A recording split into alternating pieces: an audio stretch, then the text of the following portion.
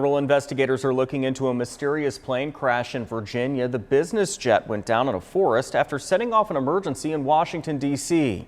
Doug Luzader explains people in the area heard a sonic boom just before that crash. Well, that sonic boom came from F-16 fighter jets that scrambled to intercept the Cessna Citation, but how this all transpired yesterday is still a mystery. F-16 fighter jets make a fair amount of noise, but yesterday they broke the sound barrier near the nation's capital, creating a loud sonic boom heard around the region and picked up on countless security cameras.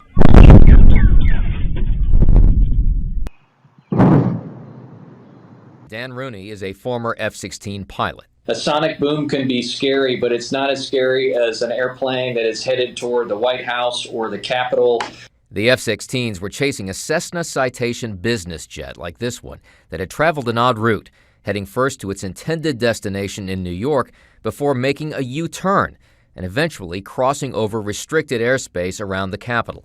The pilot would not respond to radio calls, and the F-16s, despite the fast response, tried in vain to make contact. We are cleared with no speed limits to intercept and then ID that target. Ultimately, the plane crashed in rural Virginia.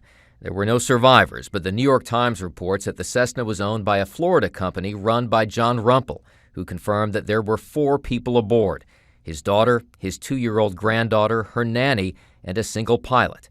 In a Facebook post, Barbara Rumpel wrote, "My family is gone, my daughter and granddaughter."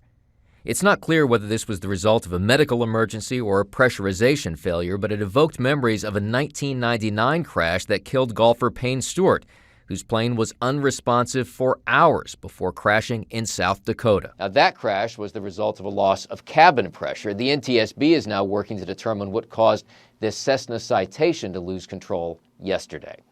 In Washington, I'm Doug Luzader for WDRB News.